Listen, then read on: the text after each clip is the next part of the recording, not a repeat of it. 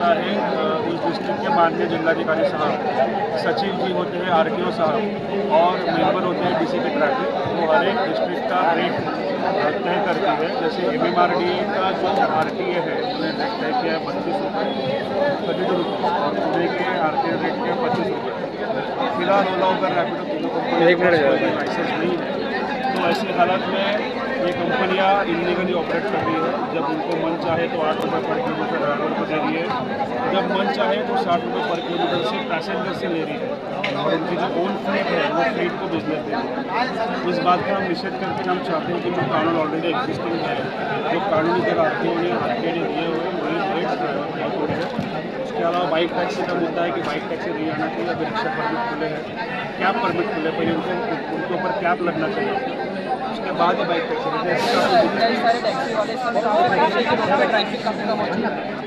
क्या कहना हूँ गवर्नमेंट को ये 10 साल पहले समझना चाहिए था कि इनकम कम है, एक ही रोटी है, उसमें भागीदार बढ़ते जा रहे हैं क्योंकि हर रोज़ नई रिक्शा और हर रोज़ नए कैब रास्ते पे आ रहे हैं।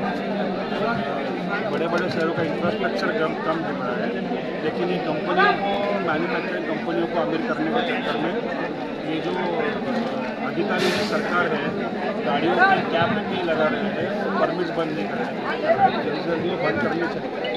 विधान भवन में कई सारा मुद्दा रखा था कि ओला उबर ड्राइवर को मूल्य नहीं मिल पा रहा जिसमें वो मददगार है, पर जो राष्ट्रीय मिनिस्टर हैं शिंदे के प्रोफेसर नायक, उनका कोई बयान नहीं आया, सटल बयान नहीं आया, तो क्या कहना है?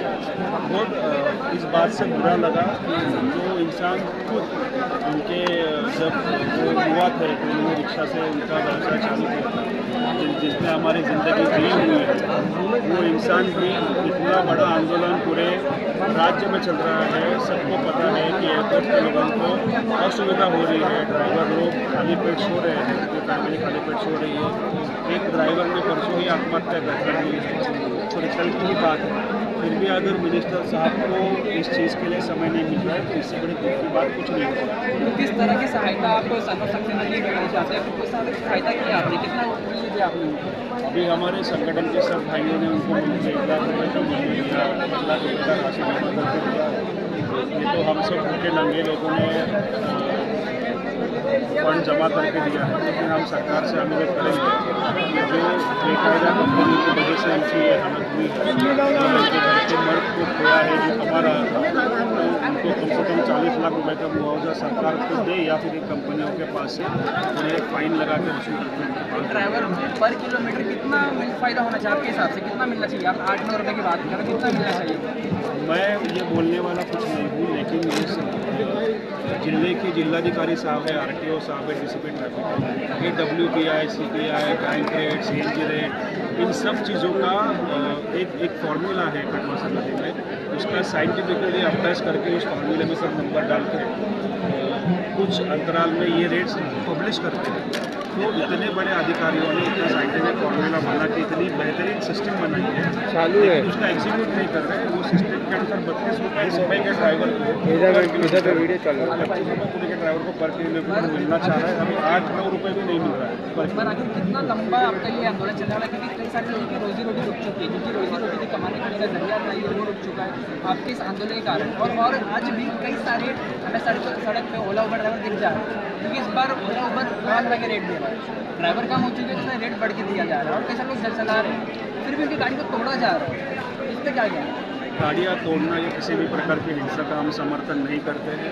हमने हमारे कार्यकर्ताओं को बताया है कि प्यार से, मोहब्बत से जो भी कायदा है वो 1988 सेक्शन 93 और 193 के अंतर्गत ओला उबर की वाहन चलाना बेकायदेशीर है, 1 लाख 1.5 लाख रुपये का फाइन है। तो वो अब आपके भाई को रुका के उसको समझाए कि तू ये मत कर।